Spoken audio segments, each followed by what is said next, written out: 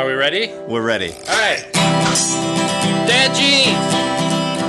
Dad jeans. I just realized I should not be eating that chewy bagel while we're on the air. That's not going to work out. There may be people on the air for whom the ASMR crowd might immediately start masturbating. That's who we're trying to reach. How about I monologue? I do long perverts. monologues where you get to chew your bagel. That sounds good. How is ASMR become actually I'm going to save that. Let's talk about that a little bit later. Okay, excellent. Brendan, so you are you boxed in by time today? Should we be okay, we're Dad Jeans first of all. I'm Jeffrey blah blah blah. Yeah, I'm Brendan blah blah blah. The blah blah blah brothers. The blah, yeah. In the morning zoo with the blah brothers. So Oscar, so Blue Bear, as I think I've told you, has this whole history in the Arctic where we talk about his crime family, Oscar's teddy bear, this whole thing, and every detail becomes canon, etc. And one of the things lately is he's been talking about the morning zoo radio program in the Arctic, which is called Rat Blood 123 with Jimmy McNugget and Oatmeal Fartface. Oh my God! And they have all these. This is a very elaborate fantasy. Oh, right. No, the town is suddenly full of all sorts of people that he comes from, or the iceberg, rather, that he floated on is full of all sorts of people. There's and tons of stories. Like, it's become this whole story universe, probably as large as Star Wars. How fun. See, that's what happens when you don't give your child TV, is they have imaginations. It is entirely from me. I'm the one who makes it all up. I just want to... Oh, okay. Uh-oh. Oscar just came to the door and was like, Blue Bear is real. I know he is, Oscar. He's just shaped like a teddy. He's disguised as a teddy bear. Stomping around the house. This brings up one of my true daddy confession. Nice job. You just traumatized him. I do that a couple times a day. It's ridiculous. At least a couple of times. So that's amazing. But wait, so what's the you have a 9 o'clock curfew. What's going on in your life? Do we want to talk about it now, or do we want to get into the segments? Oh, sure. We can talk about that now. Well, you see, Jeffrey, do you remember a couple weeks ago when I had to throw my son on the floor and jump on top of him so he wouldn't be shot by bullets? There was an incident report that I recall hearing. There was an incident report. Exactly. Yes, on the Morning Zoo show program. Actually, which makes me realize I have another incident report today that just happened about 2 hours ago. That would be kind of fun. But it's not a crime per se. Okay, that's good. If it is, it's a crime of passion. Okay. Which gets... So, I have two quick stories to get out of the way in the front matter, if you don't mind. That's fine. Okay, here's the... go ahead. Do we want to just play the incident report theme song? I think that's a fine idea. And we'll pretend it's not a segment or something? Yes. Here comes my incident report. By the Scituate Lighthouse. Jeffrey, what's going on out there? It seems to be a kind of incident report. So, yesterday, for reasons I'll get to in a moment, we had to repaint my front porch, which is this ugly cement, right? And therefore, we couldn't let my dog out the front because he would be running all over the porch of the tacky paint of the porch paint. And so this morning at 5:15, I took him out to pee, and I put him on the leash, and I walked out the side door, and I was walking up and down the hell strip next to our house, which began as just dirt and trash from McDonald's and now is filled with lovely succulents because of Emily Tupper. In any case, yeah, beautiful. We're walking down the street. You got curb appeal. With curb appeal, exactly. Also figures important later. So this woman was like idling her car, warming it up, which you don't really have to do in LA, and I never understand why people do that. It's not like we're in Vermont, but in any case, she was warming up her car. It's just the extra room on their house. Oh, yes. It's how people treat the car. That makes more sense. Right. Yeah. And she rolls down her window and she says, "Excuse me, there's a coyote following you." and I turn around, and sure enough, 10 feet behind us, there's this canine mongrel staring at us. And so I'm like, "Oh, Jesus, thank you. Thanks." And, Walt and I walk a little faster, and I take him down the street a little more. And then I turn, and it's like staying about 10 feet behind us. But then I see it has a collar. And I'm like, who would domesticate a coyote? And then I What? look closer and I'm like, that coyote has blue eyes. And then I realize it's a small child. No, just kidding. Then I realize it's a husky, not a coyote, and it is domesticated. And it's all by itself? and it's all by itself out in the world. Oh, wow. And so Okay. so I'm like, So it's look. looking for a friend. It's looking for a friend, exactly. And Walt had been peeing all the way down the hill strip.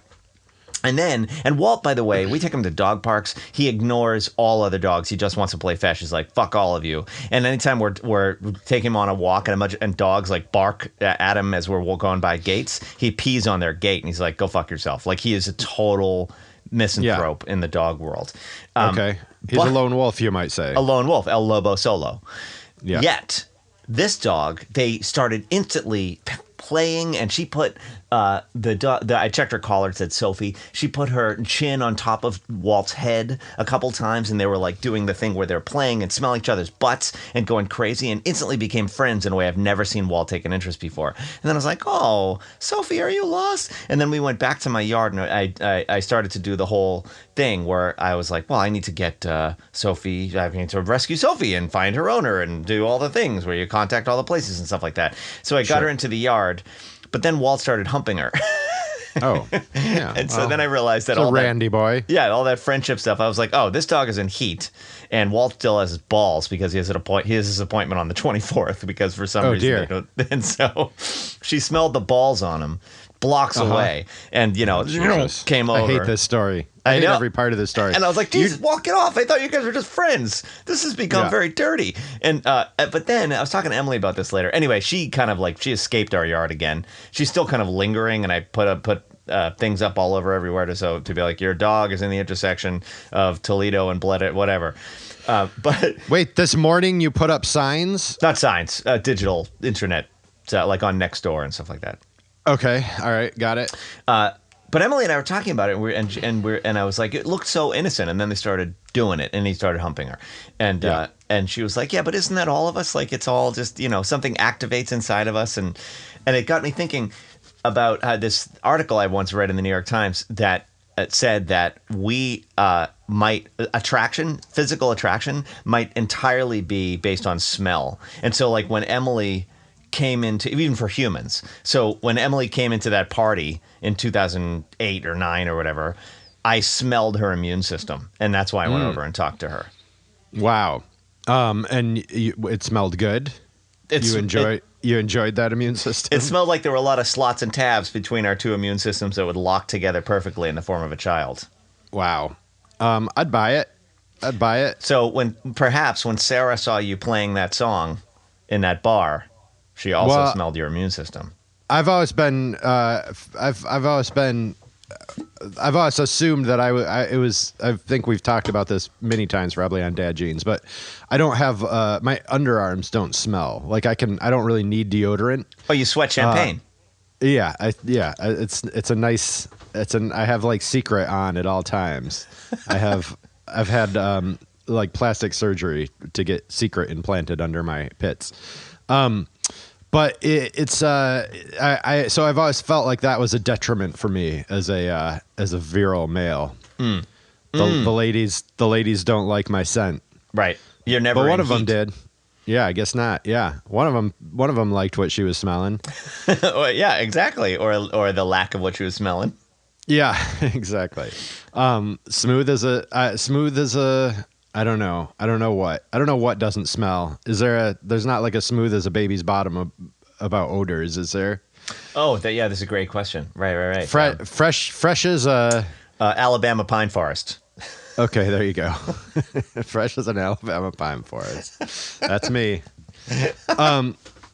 Wow. So, but you still have this dog?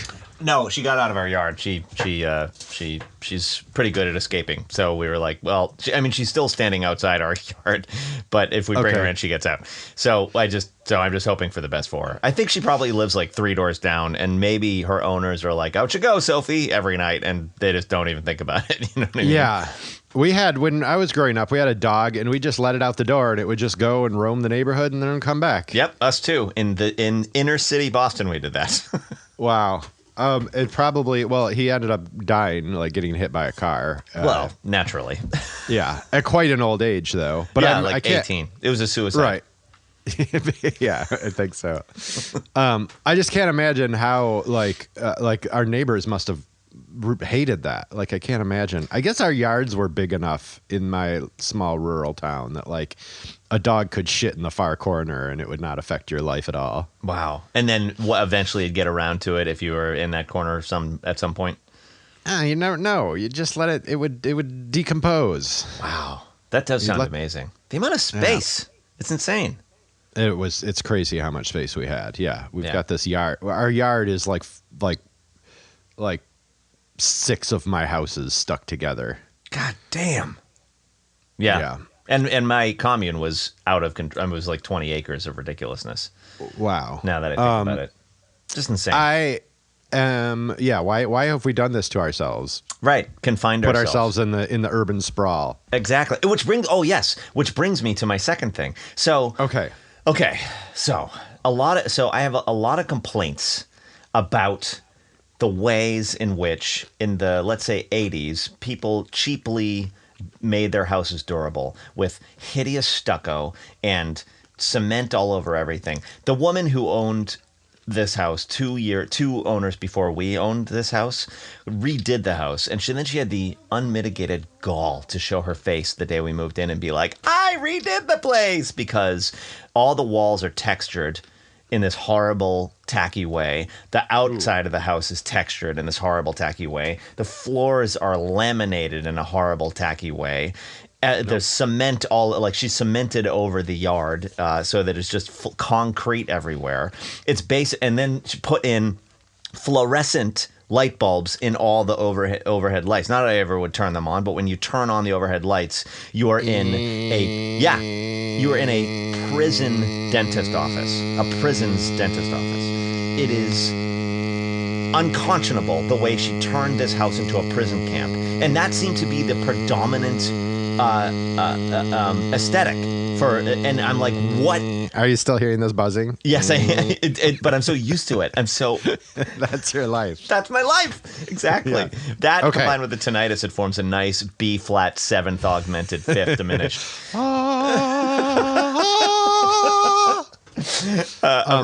An old roommate of mine used to sing Happy Birthday with her brother a half step apart, and it was the worst sound I've ever heard in my life.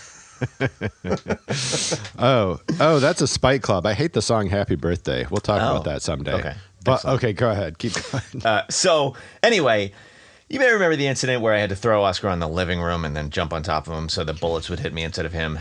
And I recall it. Yeah, there came, and I was like, after that, I was like, Emily, I'm exhausted. Okay. Never liked this house in the first place. Wow. I think we should move. You put on a good show. I feel like I feel like I've never heard you say that before. Is it because it was like buyer's remorse and there's a little bit of embarrassment at the fact that you bought a house that you were never really liked that much? Well, this was the only house we could ever possibly have afforded. And so so in a way I liked it for that reason. But when we really thought about it, like when I didn't know my own feelings about it until I allowed myself to have them. So this is the kind and of you didn't have like a kid running around. It was like you had like a little potato at that time, right? Right. He was like 1 and 10 months or something like that. You're like, this will be fine. Kids don't need much space. Right, exactly. And there's the pergola, which was fine, but it was sort of all. But the pergola is condemned. Like it was you made it very nice, though. Oh, thank you. Yeah, we did. But we were always like trying to un-Home Depot this place, and it was and we're always losing the battle. And we didn't have enough motivation. Neither of us were actually that into home renovations or anything. And we also had this like weird luck getting in touch with people, contractors who just would stop getting back to us. It was like dating. Like we'd be like, I hope this one continues to like us enough to. Should we have slept with him so early? I mean, I suppose we shouldn't be sleeping with contractors when they come to do an estimate, but that's what we thought we were supposed to do. Yeah, well, that's the problem. There's the $600 contractor who you love because he does the work for nothing, but he never calls you back. And then there's the $30,000 contractor who will do the work, but you're paying through the nose to get him to show up. Yeah, exactly. Through the nose, if that's his kink. I mean, wherever we'll pay him. We'll pay him however he wants to be paid. Right. And so, anyway, so we were finally like, we could continue to there. We have to do the floors, and then we have to do the stucco, and then we have to do the yard, and then we have to get a door out to the pergola, and that also won't be zoned, and then we'll never sell this place. And then there's the flying bullets, etc. And so finally, I was like, can we just? We have enough. We built up enough equity. Can we just try again and do something else? Wow. Else? Yeah. Wow. So bold. We are gonna We're gonna try and sell the place. And move. How you're gonna sell it before you move, or you're gonna sell it before you buy a new place? Well, that's the tricky part. Apparently, the way this works is. It's a trapeze act where you find a place you like and then sell your house to buy that one. And it's like a whole thing. It's a built-in sort of pathway transaction thing. But we can't make an offer until our house is on the market. So we've been frantically getting our house ready, trying to get our pre-approval, and then we'll start looking, and then we'll be ready to pounce. And so the moment we see this some dream house somewhere nearby, we'll be like, we want that one. And then we put our house on the market, and then et cetera. Yes. Do you have do you want to stay in the neighborhood? It's pretty pricey around there now. It's absolutely ridiculous. But because of the equity situation, we can level up, but still owe the same amount. Oh, interesting. Roughly, a little more, but not that much more. So you are going to stay in Highland Park? So yes, I think so. Or Eagle Rock, or I don't know. Altadena does seem nice, and there's a lot more space. Who knows? Come on out, baby. Seems fun out there. It's good up here. I mean, we still have gun battles in our streets, but oh, damn it. Well, it is Los Angeles. I mean, that's been true for decades. Yeah. Luckily, it's I have yet to get grazed. I have not been grazed a single time. That's terrific. By a bullet. God, we're living the high life up here. But so feasibly, how soon do you think this process could happen? Because your house will sell like that. It's the buying part that's going to be hard. Right. It's a seller's market. And so, yeah, if someone will snap in our house will sell in a day, but it'll be tough to get an offer accepted. Right. Because it's all flippers who are like, I'll pay you $100 over in cash, which is ridiculous. Yes. And you say, I will take that $100 over in cash. I know, because if someone just says that to us, we'll be like, all right, sounds great. Yeah. No contingencies. You could just invest in an RV. We could. We certainly could. Live off the fat of the land for a while. And God forbid you start looking at what your pre-approval amount would buy in, say, Texas. It's shocking to me. I know. It's not even a thing. We have a Michigan alert, and for like $3,000 or $300,000 less than we paid for this house, you can get 3-story, 5-bedroom. Yeah, palatial Victorian or something like that. Yeah, and that's high. That's high in Michigan. People in Michigan are like, "You paid that much for a house, you sucker," which is insane. Yeah. So for our listeners who are in the interior of the country, what are you waiting for? Buy a house, Jesus. Yes, Jesus. Just don't think twice about it. Mm-hmm. Yeah. Let's move into our first official segment, One Toe in the Cool. Oh, one toe. You put your one toe in, then leave it in. You're done. Do we gotta keep this moving? Do you have a hard out at 9 or no? It's a soft out. Okay. You never want a soft out, Brendan. You're right. No one wants to see Brendan soft out on us. No, it's true. The Irish goodbye. That's good. One toe in the cool. Tell me about the cool thing that you did this week. I rented a pressure washer and I washed all that fucking concrete around my house, and it was glorious. Wow, glorious.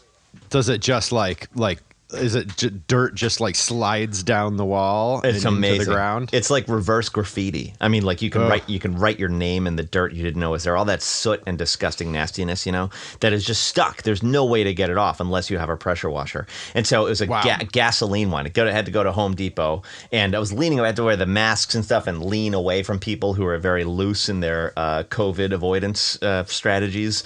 And so then I was kind of the asshole too. Like I think I was like the guy who I rented it from gave me a couple rubber gloves, and he was like, "Hey, you want these so your hands don't get dirty?" And I was like, "Oh, Thanks. Are you insulting me right now? Mr. Soft Hands, Mr. Soft Out. Yeah, exactly. This is one of those soft out fellas.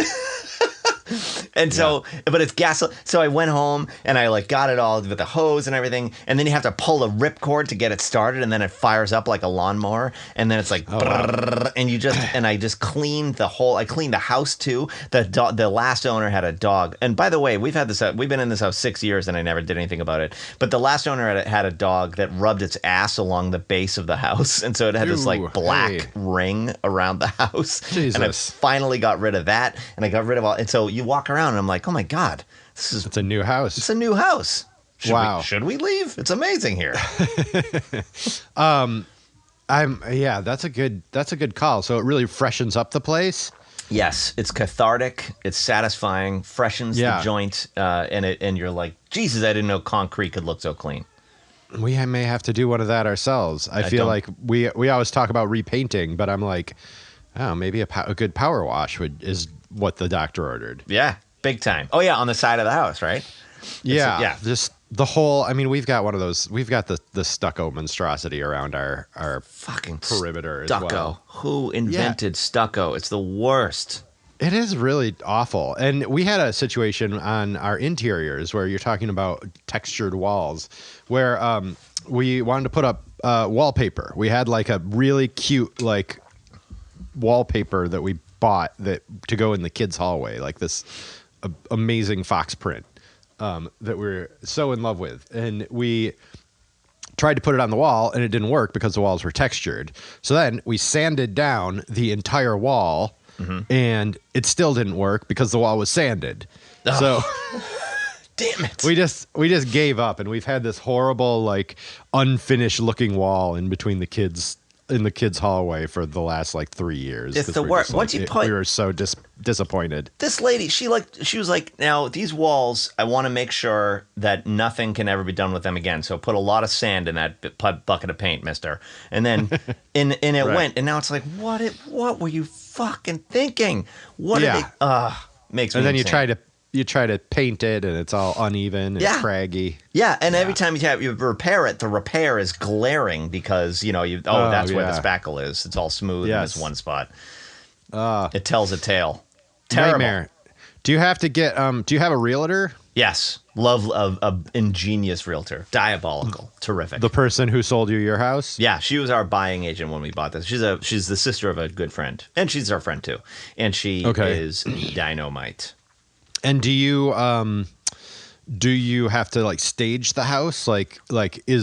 So you're doing all this work. Do you have to get it repainted? We did it ourselves. We patched it up. We patched up all the paint. We didn't actually do new paint because the thing is, this place will be bought by a flipper and ripped apart and brought down to the studs, and we know it. And so, because it should be, and so therefore we don't have to do actually that much. So we just patched everything up, made everything not dirty, and we're taking pictures today. We've been working on it for weeks. Wow.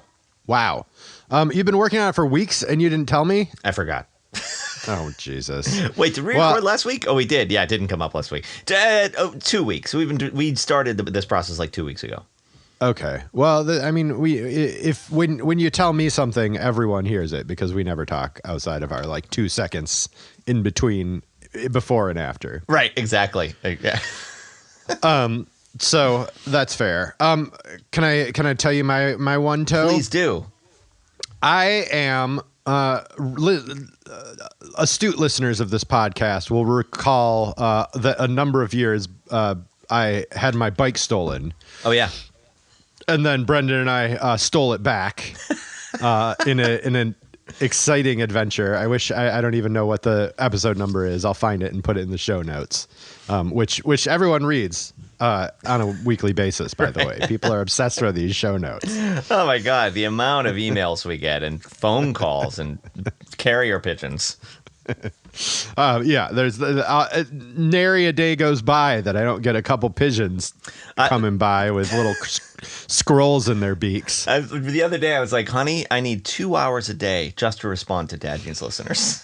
Yeah, I know. It's really cutting into my free time.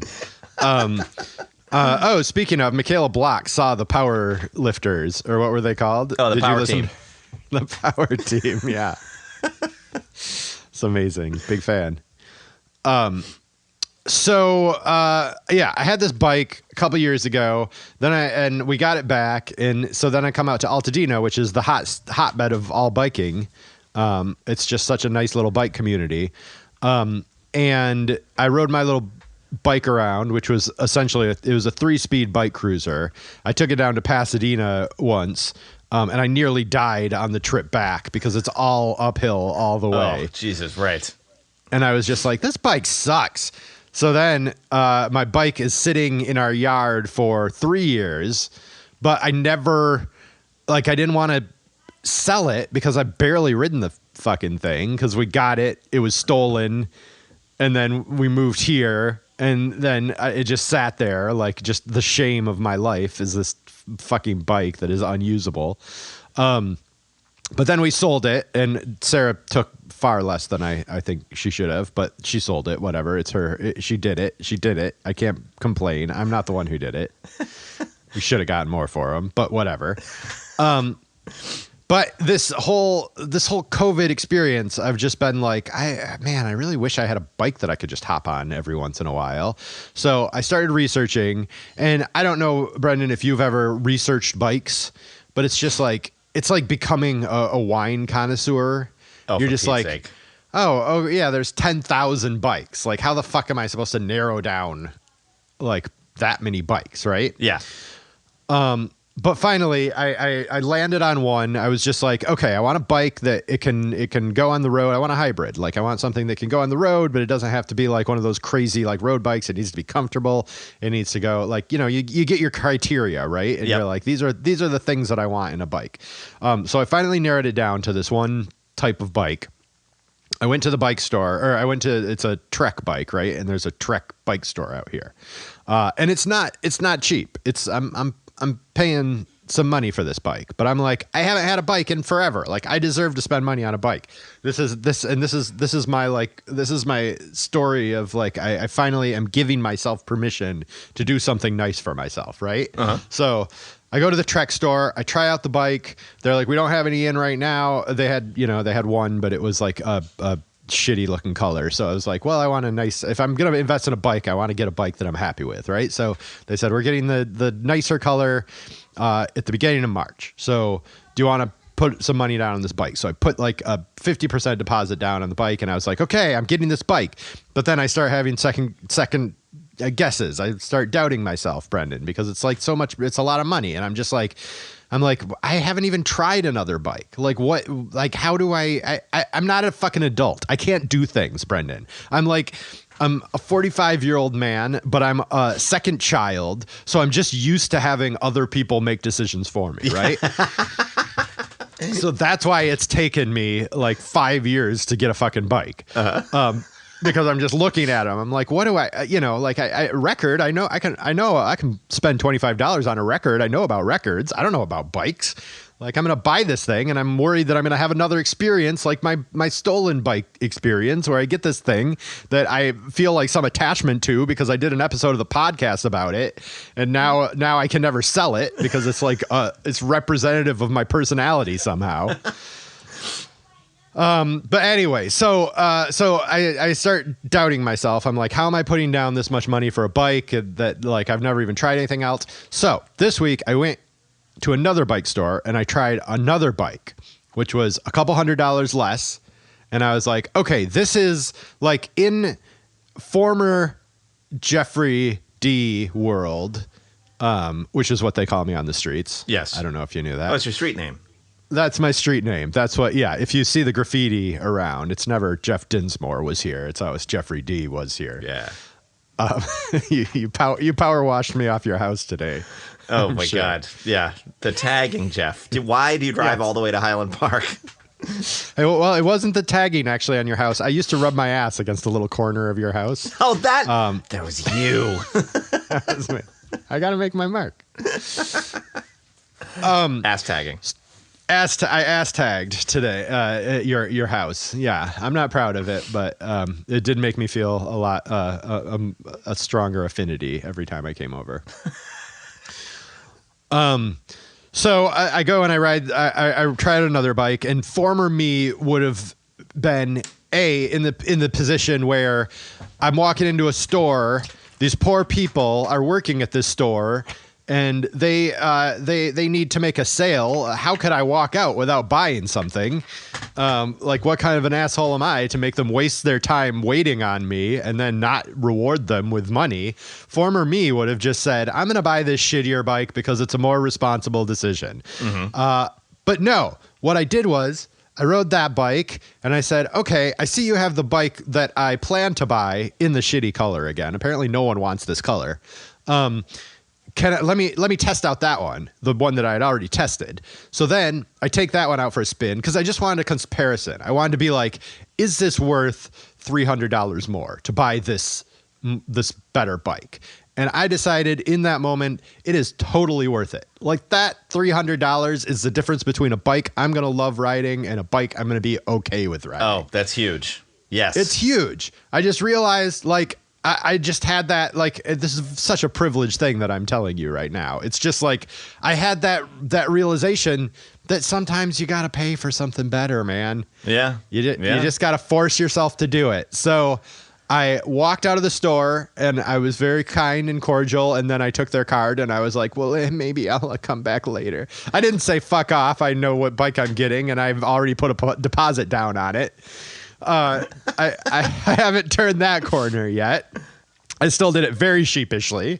As one must. Yeah. And made up some like completely impractical excuse for like, oh, I gotta pick up my daughter. So I gotta leave. And I have shingles. Yeah. Oh, my leg is broken. Thank you. Bye. Sorry. I'm on the sex offender registry. I have to go. Yeah. But God forbid I be honest with these people. But I did it. I have the money down on the bike. The bike is coming in a couple of weeks, and I couldn't be happier. All I'm thinking about is riding that bike right now and how excited I am to get back on that bike. That is absolutely fantastic. Congratulations. Have you named it? Oh, I haven't. I'm gonna have to think of that. Maybe our listeners could call in with a name for my new bike. Oh yeah, man. Okay, that is fantastic. Yeah, you made the big purchase. I don't know how there are people who spend their entire daily lives, their entire careers, figuring out how this machine that is a simple motion machine, a simple wheeled conveyance can have a price range. And with cars too, like I drove a Tesla once and I was like, holy shit, this isn't even driving a car. This is a completely other experience. But how did they figure out, like, how do they figure out how to make things better and more expensive and worth it, and sort of and it's a way that you don't even understand why you feel this way, but you do. Do you know what I mean? Yes. Like, yes. I don't understand the sort of the luxury tiers that can be applied to a thing that is so simple as a bicycle and a car. Yet there you have it. Well, that was so the difference that I felt, among other things. First of all, it would just, you're right. There is some weird mental, like, it just felt like I was more in control of the bike, which I'm sure that's the same way with a luxury car, right? Like, there's some element of you are more. So like a bike or a car, it's essentially like the forklift suit in Aliens, right? Yeah. Like it's an extension of your body. Yes. Right. And like somehow when they make it feel more as if it's attached to you, then it becomes a more pleasurable experience. Same way with phones. Like if you got a fast phone and you're scrolling through it, you're like, this is my second eye now. Like, right. Which is insidious. This is my new brain. Now this is my brain. And the wheels of the bike are my new feet. Yes, exactly. Yes, exactly. I think you're onto something. So that was the feeling I had, but I noticed I think it's like the shittier bike. It had that, like, when you change gears, I'm sure, every bike I have ever ridden in my entire life, you change gears and there's kind of that like, oh yeah, like, and then clack. Yep. Yeah, and then it like goes into position. The nice bike didn't have that. It was just wow, like choo choo choo, like you're just like doo. It's that noise. It's pew pew pew. It's like that versus Yep. which is like that applies to a Tesla, I'm sure too. It's all pew pew pew as far as the eye can see. It's just shooting lasers. It's insane. Yeah, right. Yeah. Like you point your finger at the radio and it just pew, a new radio station comes on. Right. Flip flip flip flip. And it comes with a free orb. Everyone gets to hold the orb. which is actually patterned after Elon Musk's singular testicle. Or Teslacle, if you will. Yeah. Hey. Yeah, he puts one hidden Teslacle in every Tesla. And if you can find it, you get to marry him. And the trunk is an orgasmatron. Yeah. I'm sure. This guy. So anyway, that's my one toe in the cool. I'm so excited to have a bike. Yeah. I'll probably ride twice and then it'll just sit there and I'll be like, why don't I ever ride the bike? But hey, imagine those 2 rides.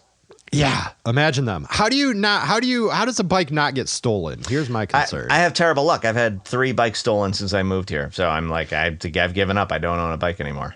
I'm worried about that. Yeah, I'm worried about that because it's a nice bike. I'm like, you just can't lock up a nice bike. Like a nice bike, you just have to ride the bike and then leave it. Yeah, ride like the bike and then bring it home.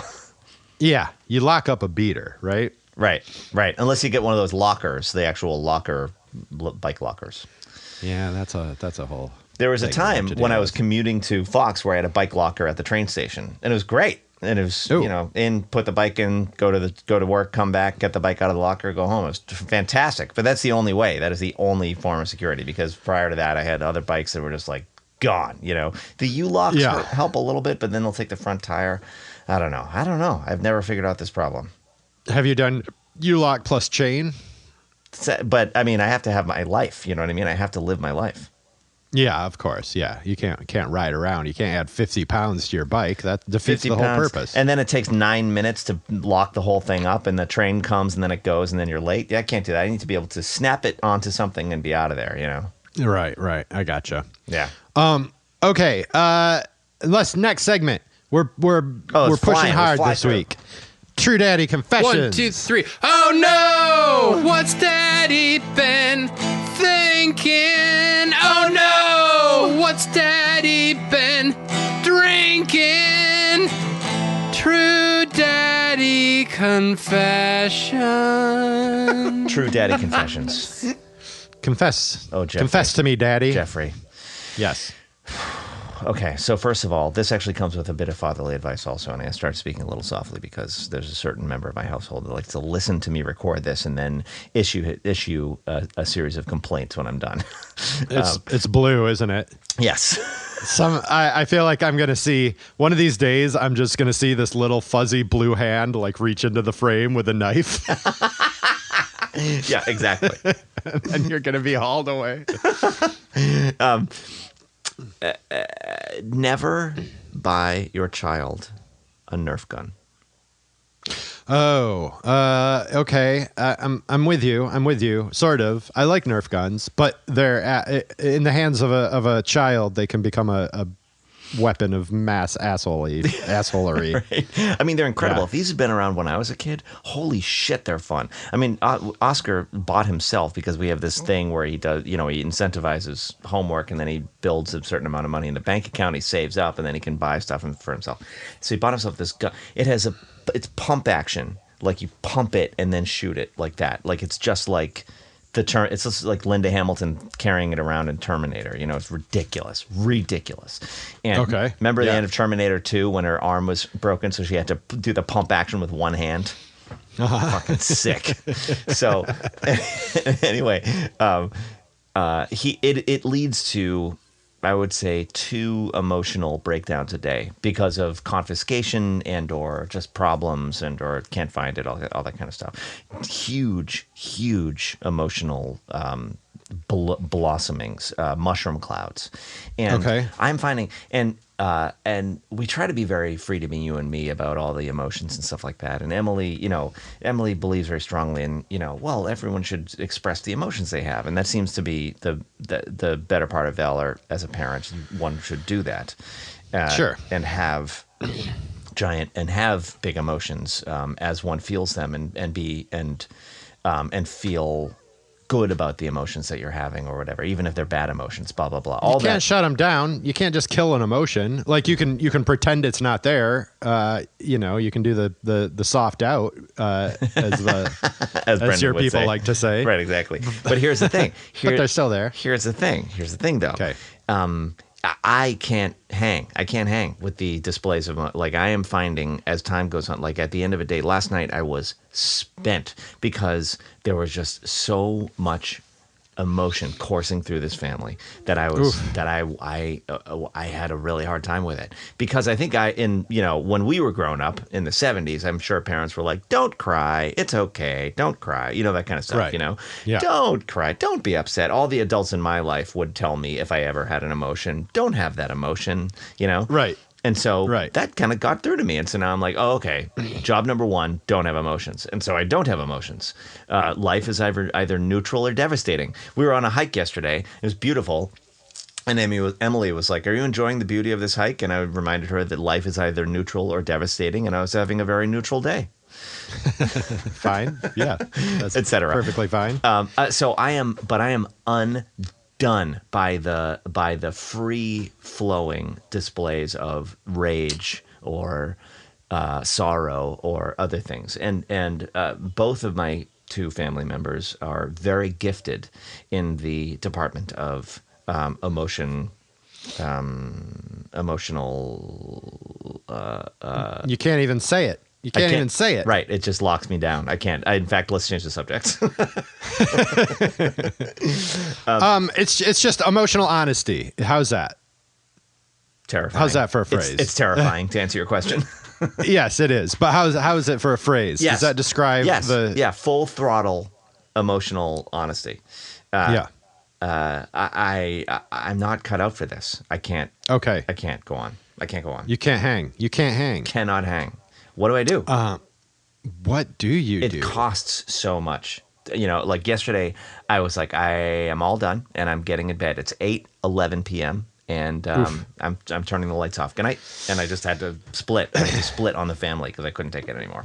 Yeah, you're like the mom in the Calgon commercials. Yeah, yes, I had an absolute Calgon thing because to me, I'm like, my love language is never being emotionally burdensome to anyone ever. You know what I mean? Right. What the fuck do I do? This is turning into an advise me, bro, but it was a True Daddy confession where I just confess I'm an amateur at this. Sure. Well, okay. Let me ask you a question. Does it make you angry, or does it, like, what is the emotional reaction that you have? What is my emotional reaction? God, I have no idea. As our listeners, I'm sure, remember once during a fight when Emily said, "Are you happy in this marriage?" I said, "Whether or not I'm happy in this marriage is none of my business." That's pretty good. Right. What's my emotion on the matter? No fucking idea. Unsettled. Right. Interesting. So you can't name your emotion, but you must have felt your emotion. What was is it irritation? Like I'm trying to pinpoint, like, is it depression? Do you start thinking like, oh God, this is life? Oh, like, yeah, that's a good question. I just want it to stop, and I want it to just be. I want all the emotion to be over, And so it's burdensome. Yeah, I guess so. And it's upsetting, and it's upsetting to see my wife and or son upset. So I'm like, and I'll just try and make it be better. I start cleaning harder. It's just like being a kid. You know what I mean? Right. Yeah. Right. Okay. No, but that's absolutely it. You're trapped in that child's space. Yeah.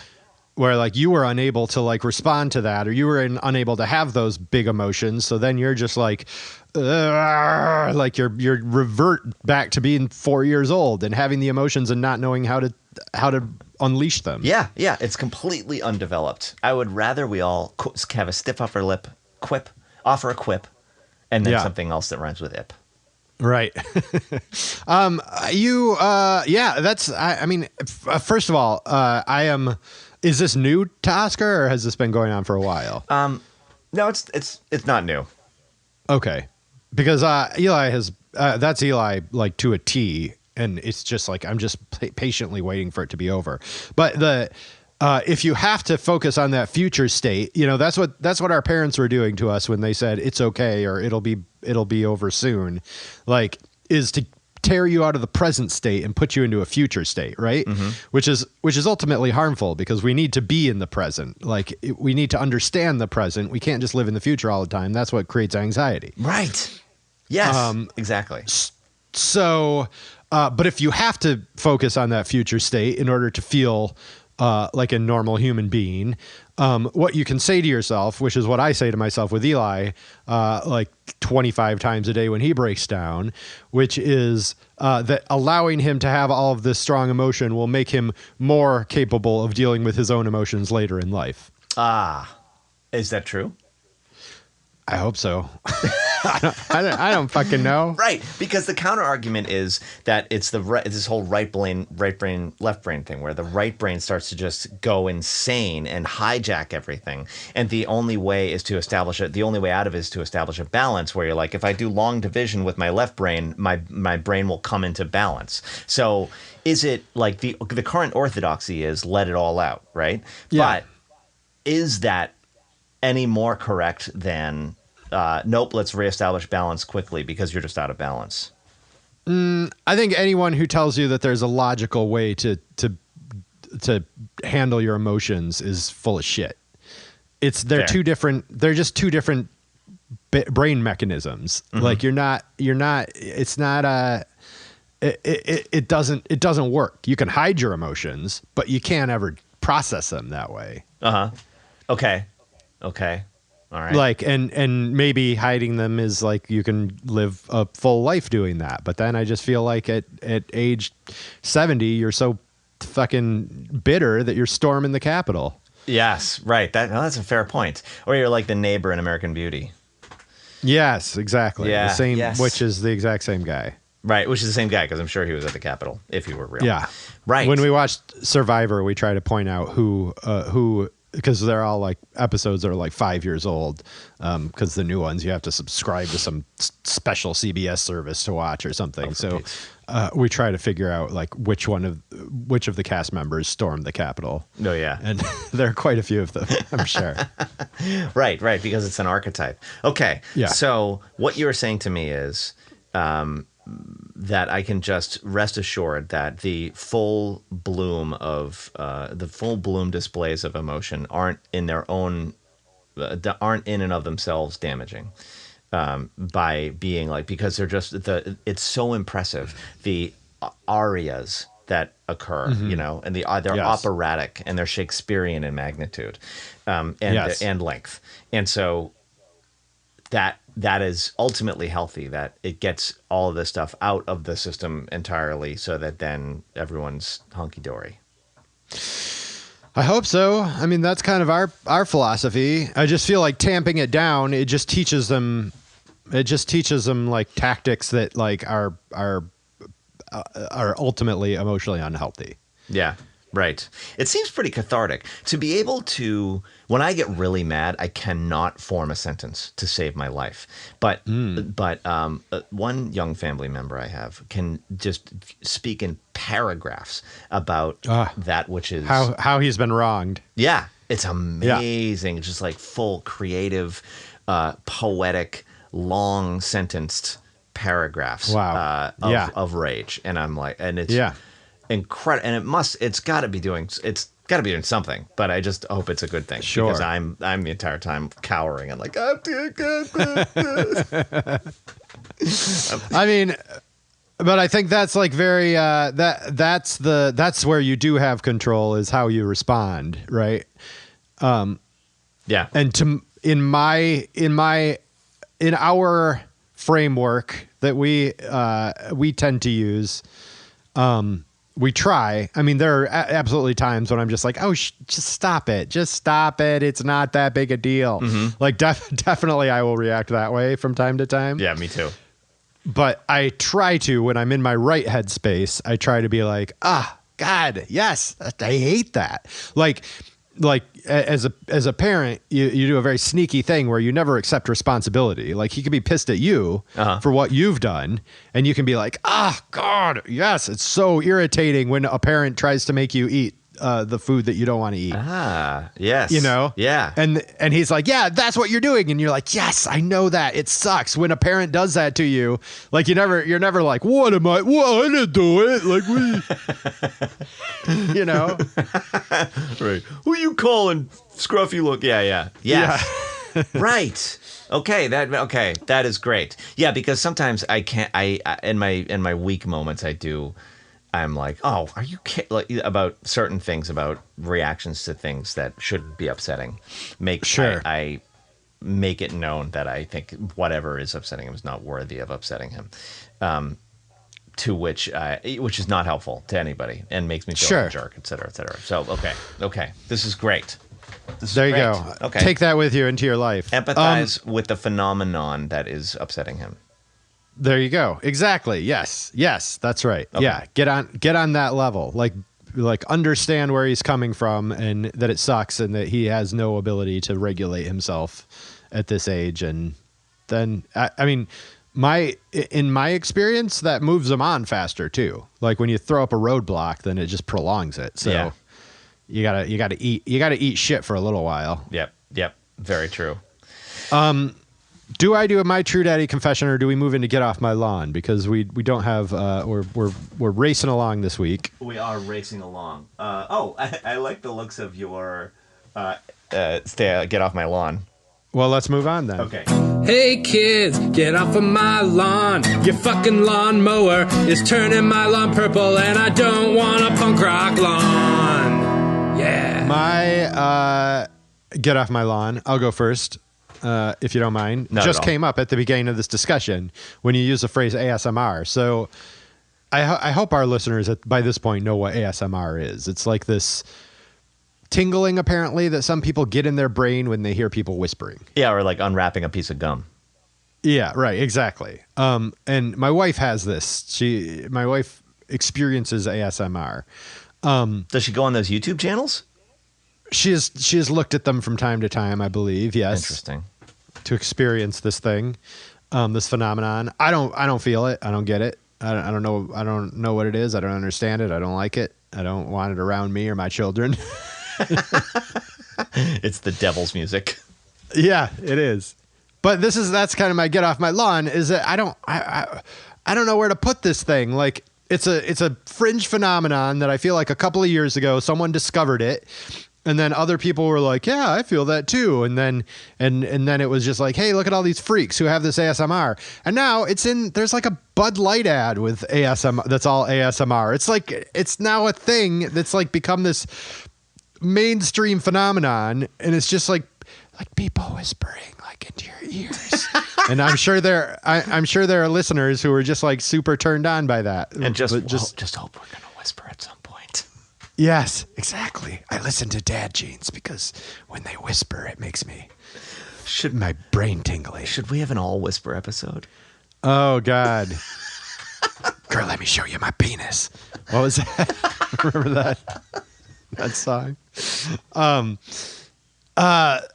Yeah, so I don't know. I don't know what to do with this thing. It's just like, why? Like, really? Is this something that the kids are into now? Do I have to spend the rest of my life hearing people whisper? It's like, it's irritating to me. I don't care for it. And is this the first of several kinks that will work their way into the mainstream?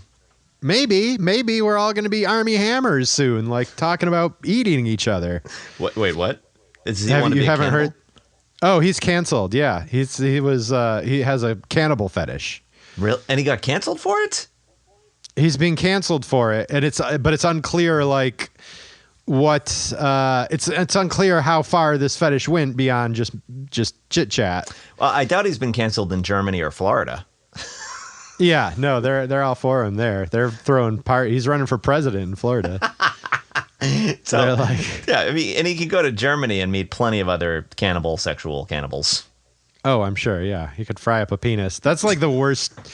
That's among the most haunting stories of all time. The cannibal guy from 10 years ago. Like, I still vividly recall like the details of that story, and they make me. And the guy who answered I have the to ad. shove them down. Yeah. Yes, I have to shove them down in my brainstem because I don't want to have to have those images in my head. I still marvel, as a man with the most vanilla kink there ever was, I still marvel at how people discover their weird stuff, their weird action. Never fails to confuse me as to how do those things get in your head? Yep. And then that becomes a thing. And it's like a kink. To my knowledge, I don't know that I have any kinks, except for like getting my dick in a thing. Like that's my main kink. Oh, you're like my dog. I learned this morning. Exactly. Yeah. If Sophie, the husky, is around, look out. And I'm over there rubbing my ass against your house. Who knows what's going to happen next? Yeah. But it's like not just like I don't even like there's nothing that it like kinks like make you like hornier than anything else. Like that's just like I don't even have anything that gets me like going anymore. I know. I like to have that thing where it's not just like you're like, I can get turned on by sex, but I get really turned on by sex underneath a rototiller, you know. Right. I get really turned on maybe have a nap during the day. That sounds pretty awesome. That's about that's as horny as it gets for me, baby. I keep forgetting to tell this story based on this sort of ass tagging, but a friend of my sister was at Graceland, and for some reason they were letting people upstairs, which they never do, or they let him upstairs, or the velvet rope was down or something, or just some sort of. Anyway, he ended up in Elvis's bedroom, and he felt immediately compelled to rub his bare ass on Elvis's bed. What? And so he did, and then I got kicked out. Someone did that? Yeah. He got kicked. That's all that happened to him? He just got kicked out? He just got kicked out. Oh, man. Taking care of business. He should have been like, I'm just TCB, baby. Exactly. Gotta respect that in the king's house. Have you ever had a fried peanut butter and banana sandwich? Those things, he was right. They're amazing. Yeah, that's a quality sandwich. Yeah. I got no beef. I got no beef with that. You can have them at Graceland.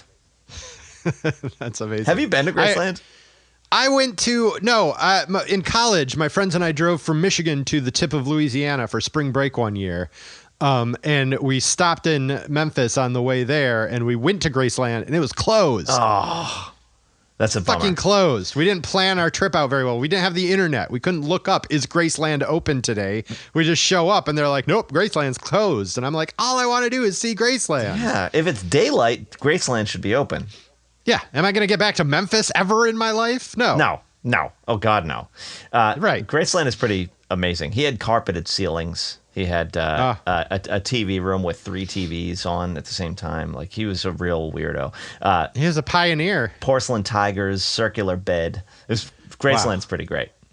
Oh, God. Oh, and the circular bed had this canopy with a stereo in it.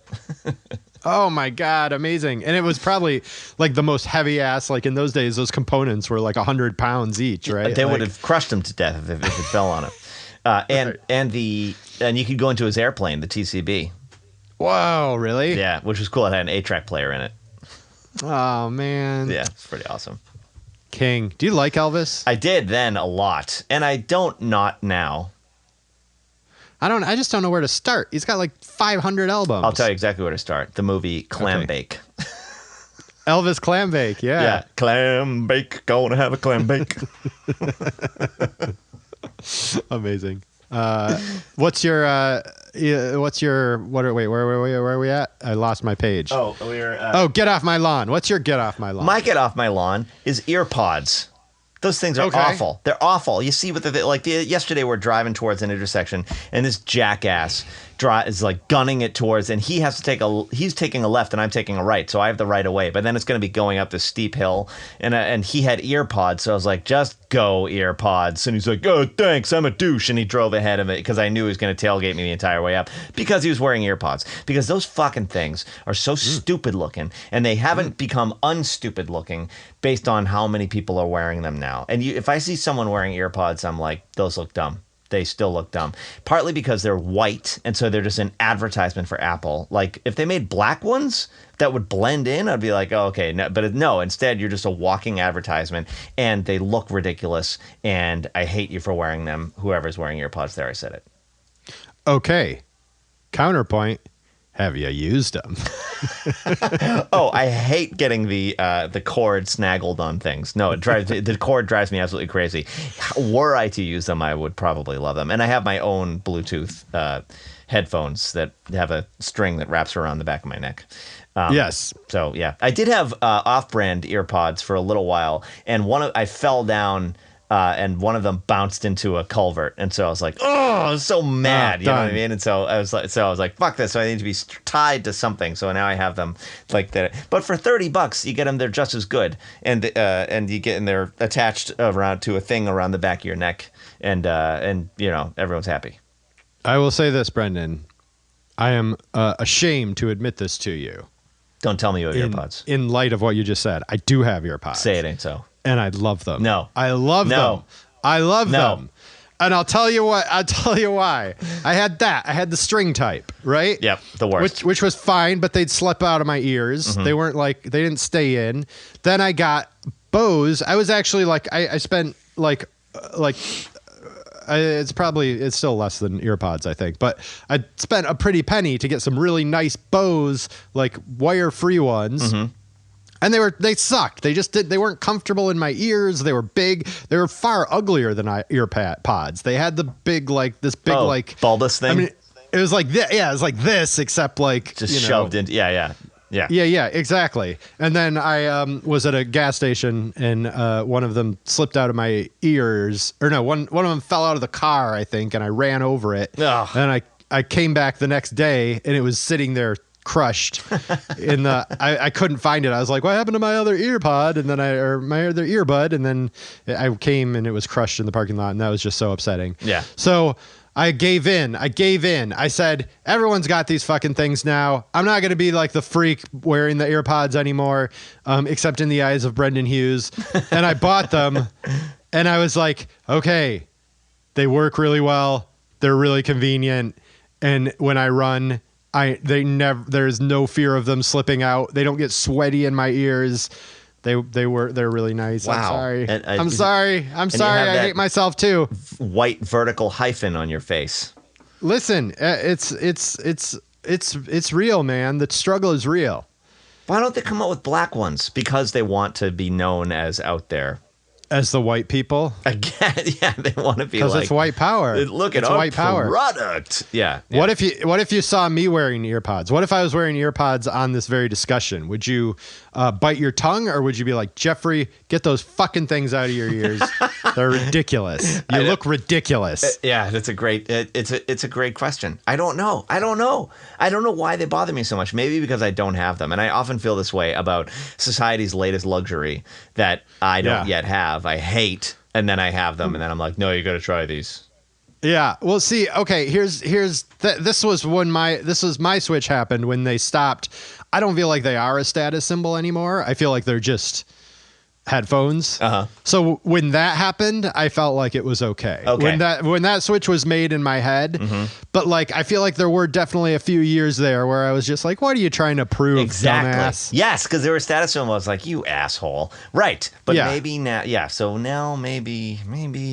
No, don't go back on it. You hate them, and you hate me. I hate them. I'll fine. just wait for that switch to happen where I'm like, okay, we've reached market saturation now. Fine, I'll get them. No, but I was holding out too. But then you get to the point where you're like, you know, especially after I like tried them and I was like, oh yeah, these actually work well.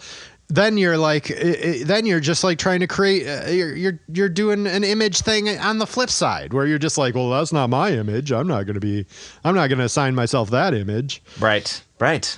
So then it just becomes like I just wear the ugliest shit you can find, man. Just look stupid all the time. Why not? America 2021. 2021, live your best life, even if it's stupid and ugly. Stupid as fuck. Yeah, I don't care. Yeah, wear the $7,000 tracksuit all the time. I don't care. Does it feel good? Go for it. I would like to do a quick plug for Emily's latest couple of movies that came out. Oh, Jesus. Latest couple of movies? Yeah, she had two movies come out last week at the same time. 2 movies that she shot. Oh, my God. Which is Jesus, insane. Brendan. You're living like such an under-the-radar life. Our people don't know how big a celebrity your wife is. I know. I barely know myself. It's insane. Well, just you wait. Okay. Ooh, there's one coming that'll blow your mind. But in any case, Wow. that I can't talk about. So she made one called, continuing her bizarre trajectory in the world of pop starlets. She shot one called "Framing Britney Spears." Oh, really? She shot that? That's funny. I just saw that come up. Oh yes, yeah, and we watched the first half of it. Curious about that one. And I feel terrible about having felt Schadenfreude when she shaved her head. Now that I've watched this movie, because she's a poor thing. Poor victim. thing. It's She's a so victim. sad. She's a total victim of of everybody, of like Matt Lauer, Diane Sawyer. All these people just fell into this thing where it's like, Brittany, why are you such a slut? You know what I mean? She's like, what? Why? Right. Like now, Gen Z would not stand for this. She was basically proto Gen Z, where they all walk around with décolletage and underpants, and they're like, "I'm fucking fuck you. This makes me feel comfortable. Go fuck yourself."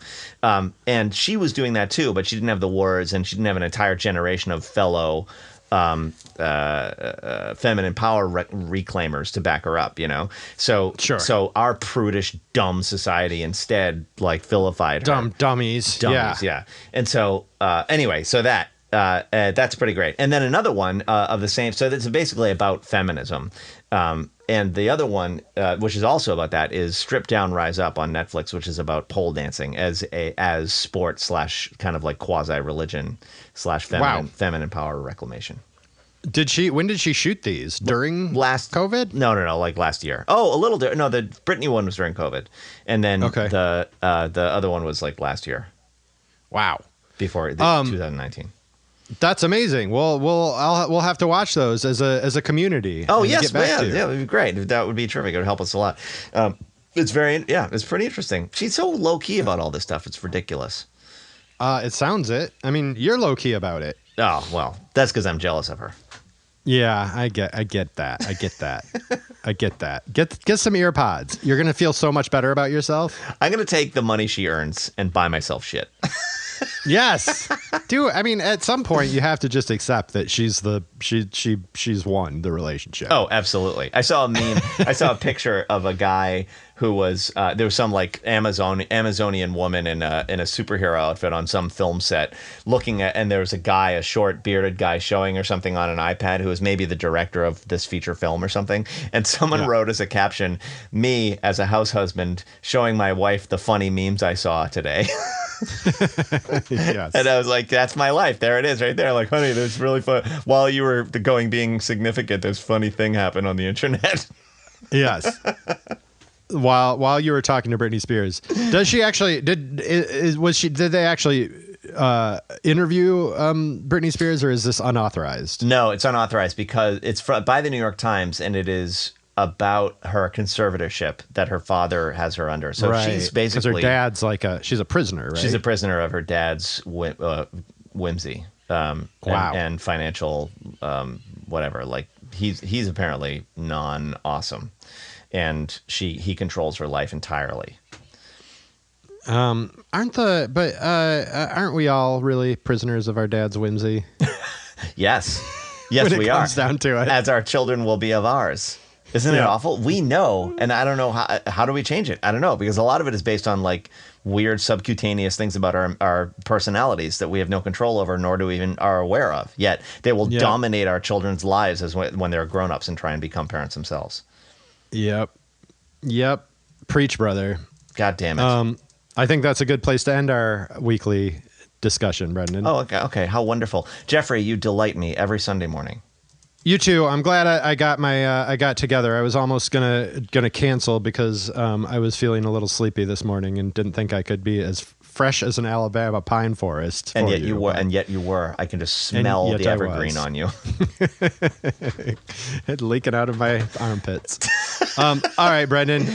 Much love. Have a lovely evening, everybody, and good night. Good night.